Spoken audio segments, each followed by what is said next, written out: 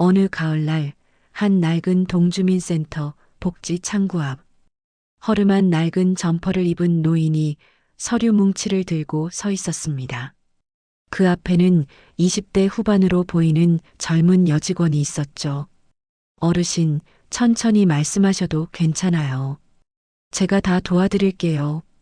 그게 기초연금 신청하려는데 서류가 너무 어렵고 저는 글씨도 잘 못 읽어서 괜찮습니다. 제가 하나하나 설명해 드리면서 함께 작성할게요. 앉으세요. 그녀는 정하은. 동주민센터 계약직 복지 담당 공무원. 고아원에서 자라 20살에 홀로 서기한 이후 7년 동안 이 자리를 지키고 있었습니다. 하지만 그녀는 몰랐죠. 저 노인이 아니 그 만남이 자신의 인생을 송두리째 바꿀 거라는 것을. 그런데 여러분, 이 이야기의 진짜 시작은 사흘 전으로 거슬러 올라갑니다. 서울 성북동 100년 전통의 한옥저택. 이곳은 한국 3대 의료복지재단 중 하나인 한빛재단 이사장 한기석의 집이었습니다. 민준아, 아버지 말 잘 들어라. 결혼은 신중해야 한다. 아버지, 또 그 말씀이세요? 저는 진아를 사랑합니다. 김진아, 그 여자 집안이 어떻고 학벌이 어떻고 그런 게 중요한 게 아니다. 그럼 뭐가 중요하단 말씀이세요? 진아는 좋은 집안의 명문대 나왔고 외모도 출중하고 그래서 내가 걱정이다. 내가 그 여자의 진짜 모습을 아느냐는 거다. 무슨 말씀을 그렇게 해. 민준아, 사람은 강자 앞에서가 아니라 약자 앞에서 진짜 모습이 드러난다. 돈 많은 사람 앞에서가 아니라 돈 없는 사람 앞에서, 권력 있는 사람 앞에서가 아니라 힘없는 사람 앞에서 그 사람의 인품이 보이는 거야. 그래서요? 진아가 그렇게 나쁜 사람이라는 증거라도 있으세요? 증거? 없다. 하지만 내 60년 넘게 사람 보아온 눈이 말하는 게 있단다. 그 여자 눈빛에는 따뜻함이 없더구나. 아버지는 편견 덩어리세요. 진아를 제대로 알지도 못하면서. 그래, 내가 틀렸을 수도 있지. 그래서 말인데, 또 무슨 말씀이세요? 나한테 3개월만 시간을 줘라. 내가 직접 확인하겠다. 그 여자가 정말 우리 며느리감인지. 어떻게요? 그건 때가 되면 알게 될 거다. 한기석 이사장. 겉으로는 냉정해 보이지만 그에게는 남다른 철학이 있었습니다. 가난한 농부의 아들로 태어나 장학금으로 공부하고 사람들의 도움으로 의사가 되어 지금의 재단을 일군 사람. 그는 평생 약자를 위해 살아왔고 그래서 더욱 사람 보는 눈에 자신이 있었죠. 민준이가 결혼할 사람은 재산도 학벌도 중요하지 않다. 진짜 어려운 사람의 고통을 이해하고 그들을 존중할 줄 아는 사람이어야 해. 사흘 후 한기석 이사장은 낡은 점퍼에 때 묻은 등산모를 쓰고 동주민센터를 찾았습니다. 손에는 복잡한 서류 뭉치를 들고서요. 저기 기초연금 신청하려고 하는데요. 4번 창구로 가세요. 저기 번호표 뽑으시고 30분을 기다린 끝에 한기석의 차례가 왔습니다. 그가 앉은 창구 앞에는 정하은이 있었죠. 어르신, 안녕하세요. 무엇을 도와드릴까요? 이게 기초연금 신청서라는데 도무지 뭘 어떻게 써야 할지. 아, 네. 제가 봐드릴게요. 어르신, 연세가 어떻게 되세요? 올해 69입니다. 그럼 기초연금 신청 가능하세요. 좋아요. 그런데 어르신, 혹시 이 서류 받으실 때 설명 못 들으셨어요? 그게 구청에서 받긴 했는데 사람이 너무 많아서 그냥 서류만 받아왔어요. 아이고, 그러셨구나. 괜찮아요. 제가 처음부터 끝까지 다 설명해 드릴 테니까 걱정 마세요. 정하은은 복잡한 서류를 한 장 한 장 펼쳐 놓았습니다. 기초연금 신청서, 소득재산신고서, 금융정보 제공 동의서, 일반인도 어려운 서류들이었죠. 어르신, 지금 사시는 곳이 어디세요? 응암동 쪽 반지하에 월세로 살고 있습니다. 월세가 얼마나 되세요? 40만 원입니다. 네. 그럼 보증금은요? 500만 원입니다. 알겠습니다. 그리고 어르신, 혹시 자녀분들은 계세요? 아들 하나 있는데 연락 끊은 지 오래됐습니다. 아, 그러시군요. 혼자 사시는 거네요? 네. 어르신, 그럼 현재 받으시는 소득이 있으세요? 연금이라든지 일을 하신다든지 국민연금이 한 달에 25만 원 정도 나옵니다. 네, 그럼 기초연금 대상자가 되실 것 같아요. 어르신, 잠시만 기다리세요. 제가 이 서류들 작성하는 방법을 하나하나 알려드릴게요. 그때 옆 창구에서 날카로운 목소리가 들려왔습니다. 아니, 내가 벌써 세 번째 왔다고요. 서류가 왜 이렇게 복잡해요? 그러니까 제대로 준비해서 오셔야죠. 다음 분. 정하은은 그 모습을 보고 작게 한숨을 쉬었습니다. 그리고는 다시 한기석에게 시선을 돌렸죠. 어르신, 저희 팀장님은 좀 바쁘셔서 그래요. 신경 쓰지 마시고 우리 천천히 할게요. 제가 옆에서 계속 도와드릴 테니까. 아니, 처음 보는 노인한테 이렇게까지. 어르신, 제 일이잖아요. 그리고 저도 혼자 살아본 사람이라 알아요. 이런 서류 하나하나가 얼마나 막막한지. 혼자 사셨어요? 네. 20살부터요. 그래서 더 잘 알아요. 도움받을 곳 없이 혼자 모든 걸 해결해야 하는 게 얼마나 무서운 일인지. 그러니까 어르신, 편하게 여기 계세요. 제가 끝까지 책임지고 도와드릴게요.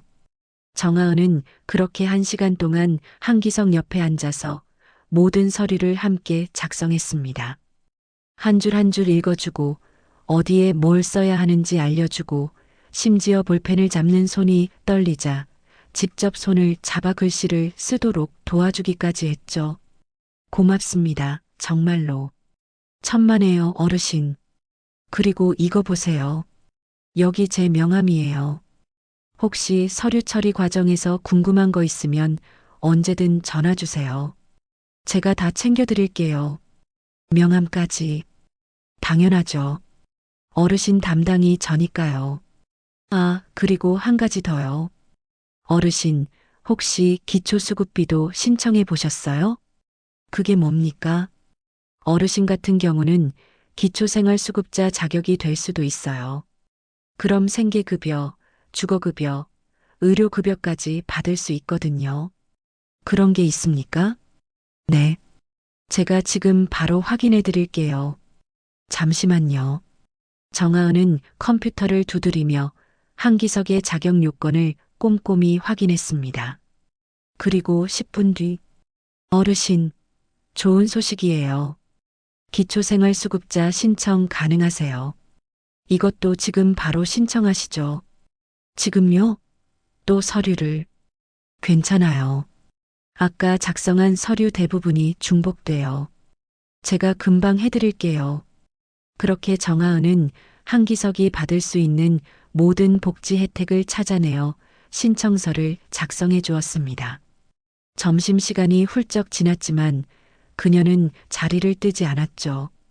하은아, 점심 안 먹어? 나 먼저 먹고 올게. 어르신 서류 처리만 끝내고. 아니, 이 젊은 아가씨가 점심도 거르고. 아니에요, 어르신. 어차피 저 다이어트 중이에요. 그리고 이거 다 끝내야 제가 마음 편하게 밥을 먹죠. 한기석은 그녀의 모습을 지켜보며 속으로 생각했습니다. 이 젊은이 진심이구나. 허례허식 없이, 계산 없이 그냥 사람을 대하는구나. 일주일 후 한기석은 다시 동주민센터를 찾았습니다. 이번에는 서류 진행 상황을 확인한다는 명목으로요. 저기 지난번에 기초연금 신청했던 사람인데요. 아, 어르신 오셨어요? 기다리고 있었어요. 여기 앉으세요. 서류는 잘 진행되고 있습니까? 네, 지금 심사 중이고요. 빠르면 다음 주쯤 결과 나올 것 같아요. 걱정 마세요. 그때였습니다. 센터 문이 벌컥 열리더니 50대 여성이 큰 소리로 들어왔습니다. 책임자 나와. 책임자. 무슨 일이십니까? 무슨 일이냐고요? 내가 신청한 복지 혜택이 왜 안 나오는 거예요? 그게 부인 소득이 기준을 초과해서. 기준? 무슨 기준? 내 친구는 나보다 집도 좋은데 살면서 다 봤던데. 그건 개별적인 사정이. 거짓말하지 마. 당신네가 제대로 처리 안 한 거잖아. 센터 안이 순식간에 소란스러워졌습니다. 다른 민원인들도 불안한 표정으로 상황을 지켜보기 시작했죠. 바로 그때였습니다. 저기 저 영감탱이. 뭘 봐. 저는 그냥. 당신도 여기 혜택 받으러 온 거잖아. 이 나라가 거지들 천지네, 거지들. 한기석은 모욕적인 말에도 참았습니다. 하지만 그때 정하은이 벌떡 일어났죠. 손님, 지금 실례하고 계십니다. 뭐, 이 계약직 주제에 감히 나한테. 저는 계약직이지만 이곳의 복지 담당 공무원입니다. 그리고 지금 손님께서는 다른 민원인 분들께 모욕적인 발언을 하셨어요. 모욕? 사실을 말했는데. 사실이 아닙니다. 복지 혜택은 정당한 권리입니다. 누구도 그것을 받는다고 해서 거지라고 불릴 이유가 없어요. 정하은, 지금 뭐 하는 거야? 팀장님, 죄송하지만 저는 우리 민원인들이 모욕당하는 걸 보고만 있을 수 없습니다. 민원인? 저 늙은이가 뭔데?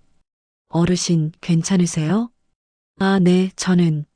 손님, 다시 한번 말씀드립니다.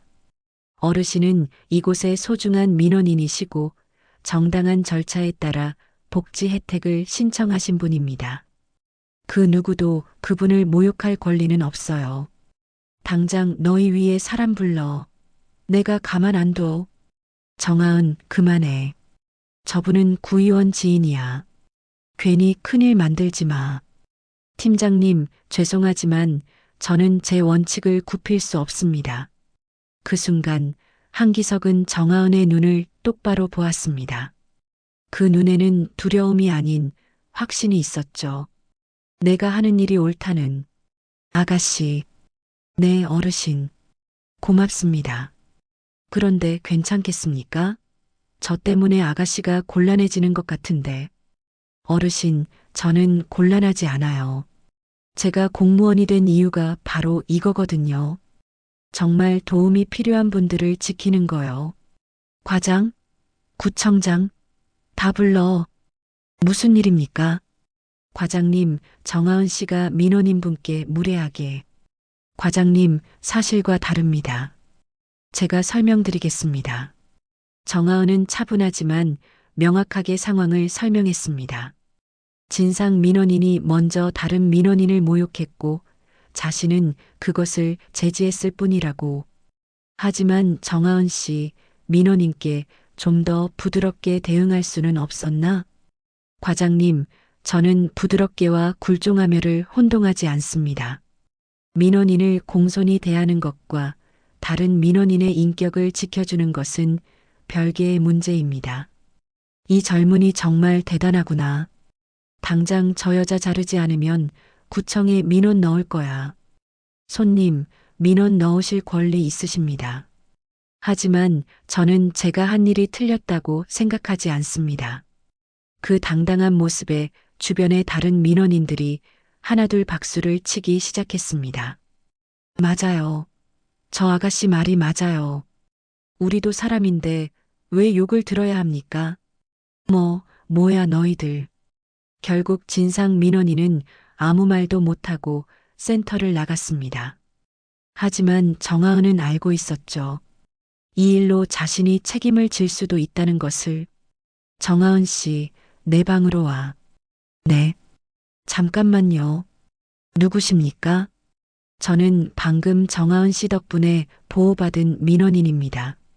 제가 증인이 될 수 있습니다. 괜찮습니다. 내부 문제니까요.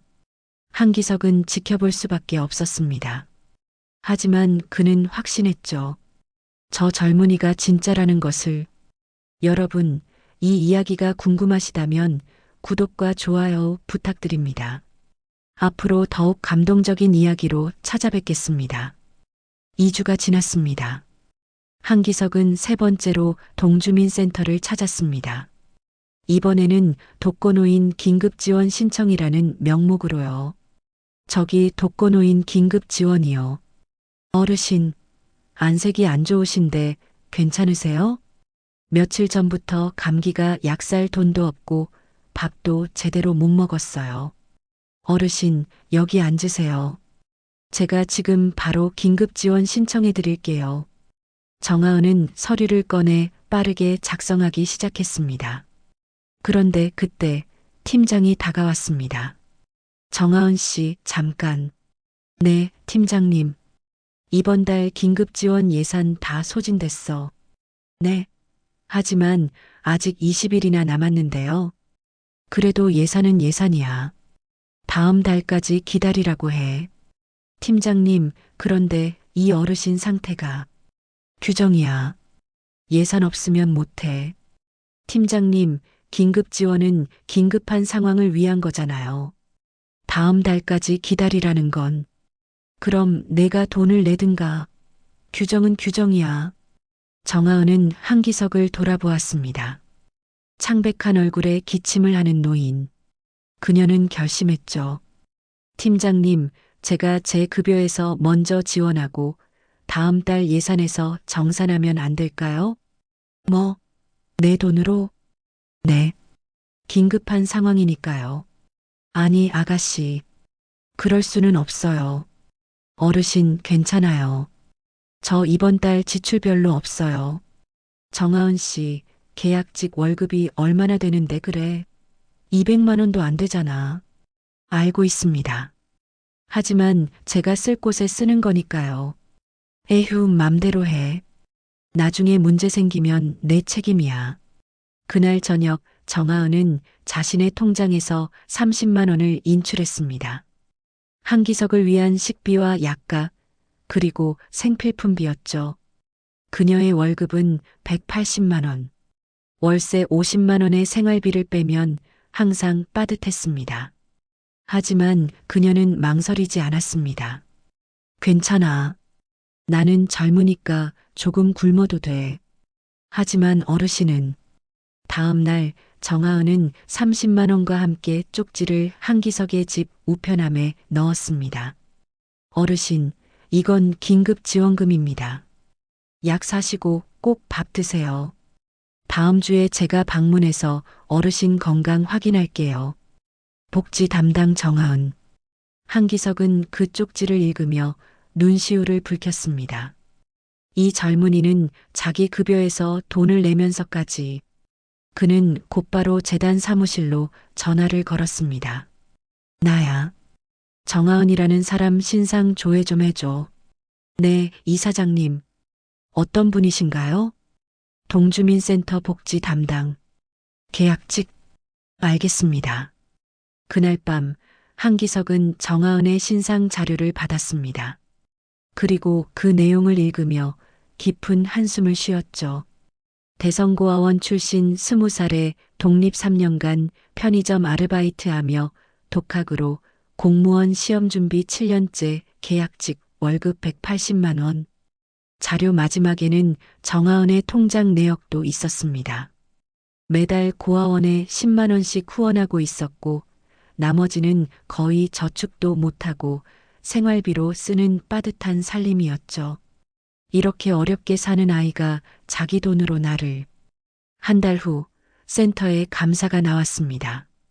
구청 감사팀이 복지 예산 집행 내역을 점검하러 온 것이죠. 9월 긴급 지원 예산이 초과 집행됐네요. 그건 누가 승인했습니까?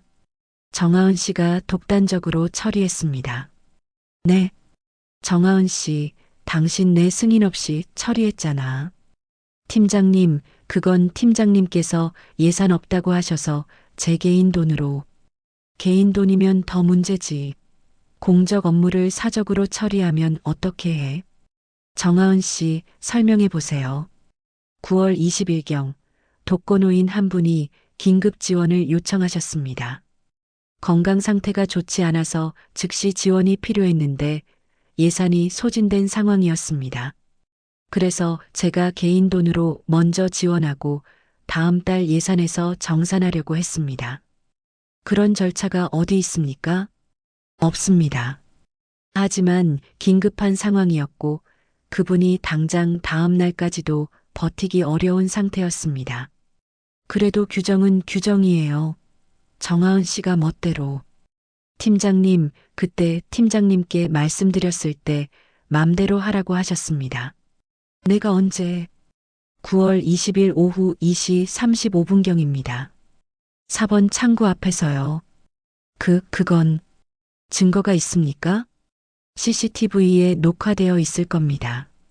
팀장의 얼굴이 새파래졌습니다. 하지만 그는 끝까지 발뺌했죠. 설사 내가 그랬다 해도 그건 그냥 하는 말이었어. 진짜 하라는 게 아니라. 팀장님, 정하은 씨, 어쨌든 절차상 문제가 있습니다. 경위서 써서 제출하세요. 네, 알겠습니다. 이거는 계속 조사하겠습니다. 정하은 씨, 업무 정지 조치입니다. 업무 정지요? 네. 조사 끝날 때까지. 정하은은 아무 말도 하지 않았습니다. 항변할 수도 있었지만 그녀는 팀장을 더 이상 곤란하게 만들고 싶지 않았죠.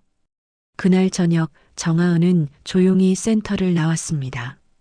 그리고 버스 정류장에서 하염없이 눈물을 흘렸습니다. 내가 뭘 잘못한 걸까? 바로 그때 누군가 그녀 옆에 섰습니다. 한기석이었죠. 아가씨, 어르신 어떻게?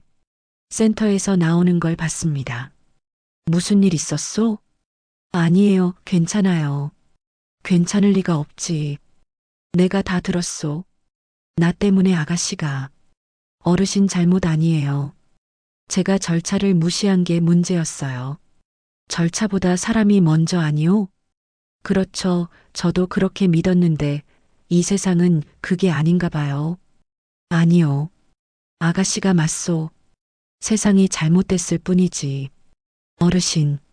아가씨, 내가 한 가지만 물어봐도 되겠소? 네. 왜 그렇게까지 했소? 나 같은 늙은이를 위해서. 어르신 저도 한때는 도움받는 사람이었어요. 고아원에서 자랄 때 정말 많은 분들이 저를 도와주셨어요. 돈도 시간도 관심도 그분들이 아니었으면 저는 지금 여기 없었을 거예요. 점점점. 그래서 생각했어요. 나도 누군가에게 그런 사람이 되고 싶다고. 정말 힘든 사람이 나를 만났을 때, 아, 세상이 아직 살만하구나 느낄 수 있게 해주고 싶다고. 아가씨, 유치하죠? 계약직 주제에 무슨 영웅놀이냐고 팀장님이 늘 그러세요. 유치하지 않소? 그게 진짜 영웅이요. 감사합니다, 어르신. 3일 후 동주민센터에 뜻밖의 방문객이 찾아왔습니다. 구청장님 계십니까? 네, 누구신지. 한빛재단 이사장님께서 방문하셨습니다. 한빛재단? 그 한빛재단이요? 한빛재단. 전국 10개 대형 병원과 50여 개 복지시설을 운영하는 국내 3대 사회복지재단. 그 이사장이 작은 동주민센터를 방문한다는 것은 전례 없는 일이었습니다. 이사장님, 어떻게 특별한 용건이 있어서 왔습니다. 어서 오십시오. 이쪽으로. 아니요. 여기서 다 같이 이야기하겠습니다. 한기석의 목소리에 센터 안에 모든 직원들이 모여들었습니다. 정하은도 멀리서 놀란 눈으로 지켜보고 있었죠. 여러분, 저를 아시겠습니까? 한빛재단 한기석 이사장님이시죠? 맞습니다. 그런데 여러분, 저는 지난 2달간 이곳을 다른 모습으로 방문했습니다. 다른 모습이요? 저기 있는 정하은 씨가 알 겁니다. 허름한 옷을 입은 가난한 노인으로 말이죠.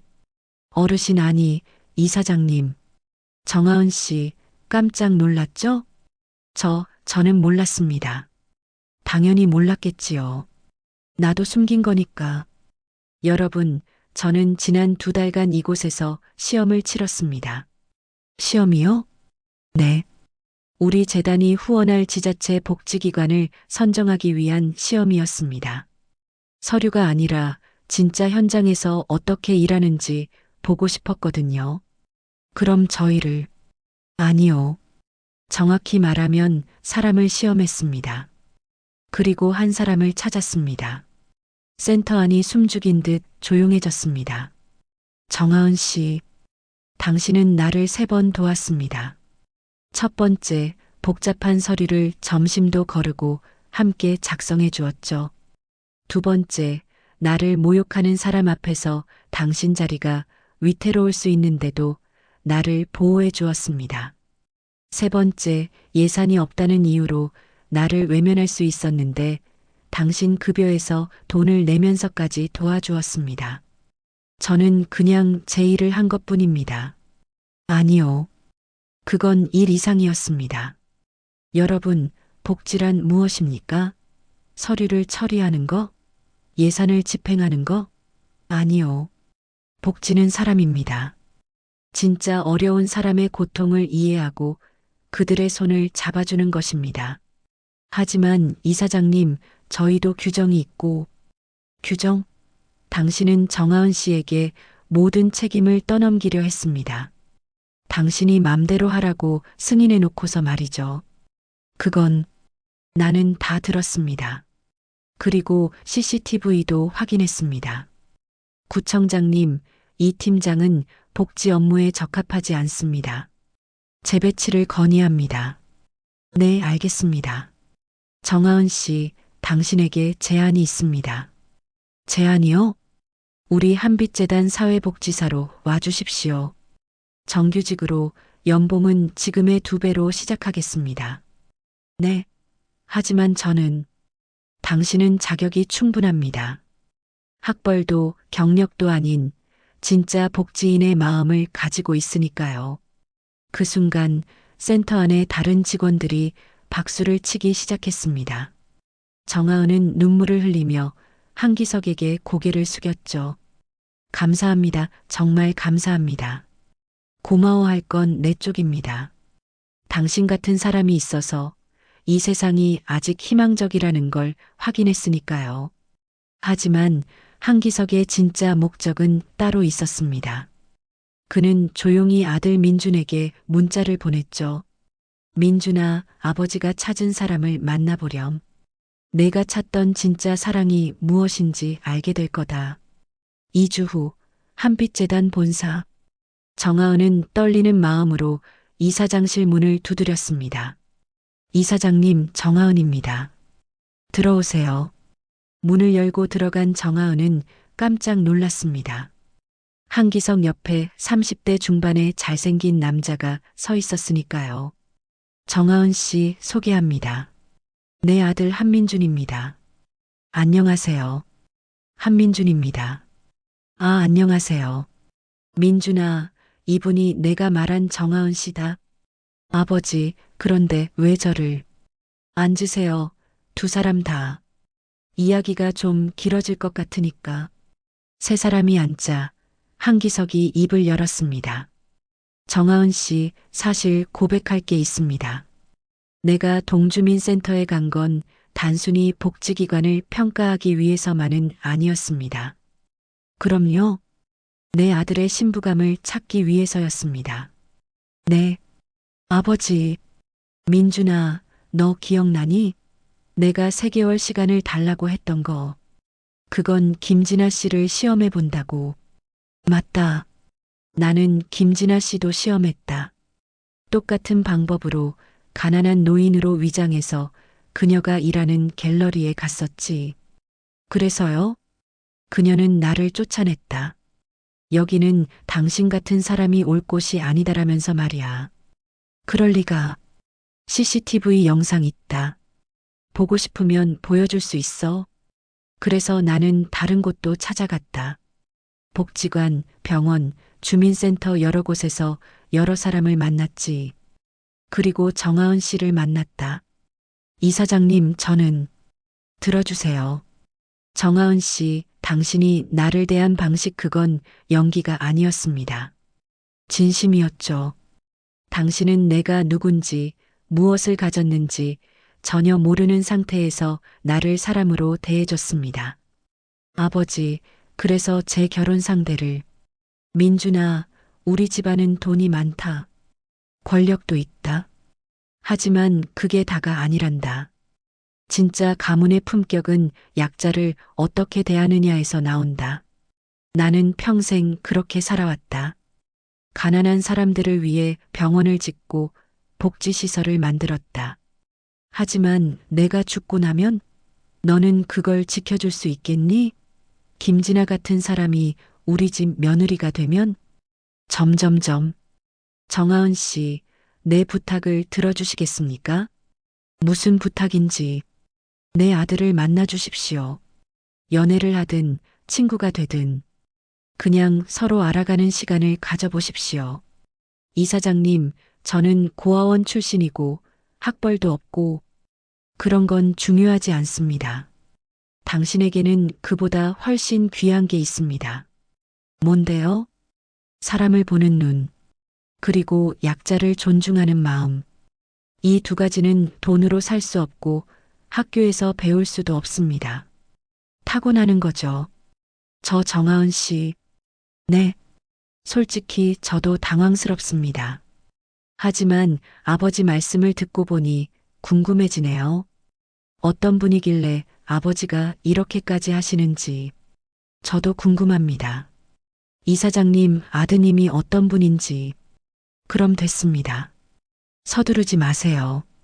천천히 알아가십시오. 6개월 후 한빛재단 본사 옥상 정원. 한민준과 정하은이 나란히 앉아 서울 야경을 바라보고 있었습니다. 하은 씨, 아버지가 처음 우리 만나게 했을 때 생각나요? 어떻게 안 나요? 얼마나 당황했는데. 솔직히 저도 어이없었어요. 아버지가 무슨 조선시대 사람도 아니고 맞선을 주선하다니. 그래서 저랑 만나기 싫었어요? 아니요. 오히려 지금은 감사해요. 아버지한테. 왜요? 하은 씨를 만나면서 제가 뭘 잘못 보고 살았는지 알게 됐거든요. 저는 항상 사람을 겉모습으로 봤어요. 학벌, 집안, 외모. 근데 하은 씨는 달랐어요. 하은 씨랑 함께 복지 현장을 다니면서 하은 씨가 사람들을 대하는 걸 보면서 진짜 품격이 뭔지 알게 됐어요. 민준 씨도 많이 변했어요. 처음엔 좀 딱딱했는데. 딱딱했다고요? 네. 재벌 도련님 같았다니까요. 재벌 도련님 맞는데요? 이제는 아니에요. 이제는 그냥 따뜻한 사람이에요. 그때 한기석이 멀리서 두 사람을 지켜보고 있었습니다. 그의 눈가에는 미소가 번지고 있었죠. 민준아, 내가 찾은 건 사랑이 아니라 사람이었구나. 진짜 사람을 만나야 진짜 사랑을 할 수 있는 거야. 1년 후 한빛재단 대강당. 한민준과 정하은의 결혼식이 열렸습니다. 하객석에는 화려한 재계 인사들과 함께 정하은이 도왔던 복지수급자들, 독거노인들, 동주민센터 주민들이 함께 앉아 있었죠. 여러분, 오늘 이 자리는 단순한 결혼식이 아닙니다. 이것은 우리 사회가 진짜 귀하게 여겨야 할 가치가 무엇인지 보여주는 자리입니다.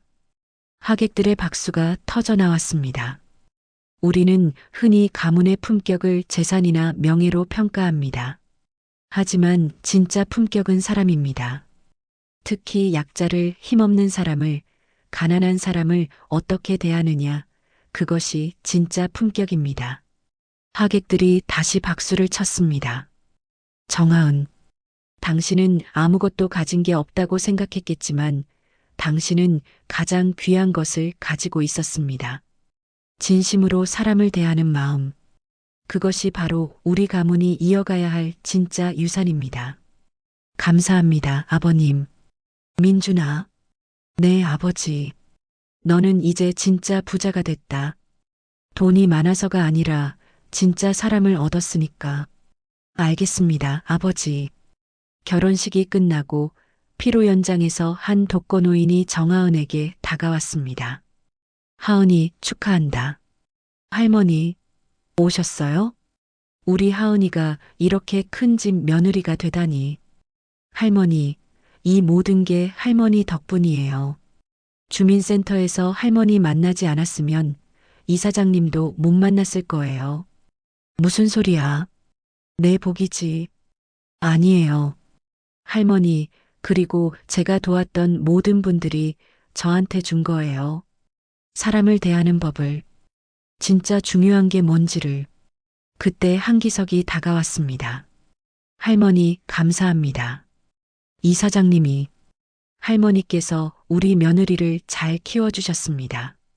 아니에요, 제가 뭘. 할머니, 그리고 여기 계신 모든 분들, 여러분이 정하은을 만들었습니다. 여러분의 어려움을, 여러분의 고통을 정하은이 함께 나누면서 진짜 사람이 됐습니다. 감사합니다. 피로 연장의 모든 사람들이 눈물을 흘렸습니다.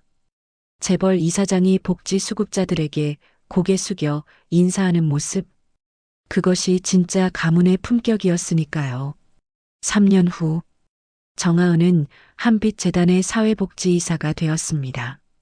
그리고 그녀가 처음 한 일은 전국의 복지 현장에 정하은 원칙을 만드는 것이었죠. 여러분, 우리 재단의 새 원칙입니다. 첫째, 서류보다 사람이 먼저. 둘째, 규정보다 상식이 먼저. 셋째, 체면보다 진심이 먼저. 직원들이 박수를 쳤습니다.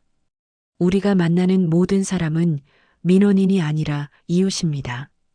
그들을 존중하고 그들의 고통을 함께 나누는 것. 그게 우리가 존재하는 이유입니다. 그날 저녁 집으로 돌아온 정하은을 한민준이 맞이했습니다. 오늘도 늦었네요? 미안해요. 새 프로젝트 준비하느라. 괜찮아요. 하은 씨가 하는 일인데 우리 아기도 이해할 거예요. 우리 아기 어떤 사람으로 키울까요? 엄마 아빠처럼요. 사람을 사람으로 보는 사람으로. 그러면 할아버지처럼이겠네요? 맞아요. 우리 아버지처럼. 그때 한기석에게서 문자가 왔습니다. 민준아, 하은아. 내일 저녁 집에 와라. 할아버지가 손주 옷 사뒀다. 그리고 고맙다. 너희가 우리 가문의 진짜 품격을 이어주고 있어서. 아버님, 아버지도 변하셨어요. 예전엔 이런 문자 안 하셨는데. 우리 모두 변했어요. 더 좋은 사람으로. 진짜 가문의 품격은 얼마나 가졌느냐가 아니라 얼마나 나눴느냐로 결정된다. 그리고 진짜 사랑은 그 품격을 함께 만들어가는 것이다. 가문의 품격. 그것은 재산도 명예도 아니었습니다. 약자를 대하는 태도, 사람을 존중하는 마음. 그것이 진짜 품격이었습니다. 그리고 그 품격을 지닌 사람을 만났을 때 진짜 사랑이 시작되는 것이죠. 여러분, 오늘 이야기는 여기서 끝입니다. 하지만 우리 삶에서 가문의 품격은 계속됩니다. 오늘 하루 여러분은 누군가에게 어떤 사람으로 기억될까요? 생각해 보시기 바랍니다. 이 이야기가 감동적이었다면 구독과 좋아요 부탁드립니다. 그리고 댓글로 여러분의 생각을 나눠주세요. 여러분은 어떤 순간에 진짜 품격을 느끼셨나요? 다음에도 더 감동적인 이야기로 찾아뵙겠습니다. 감사합니다.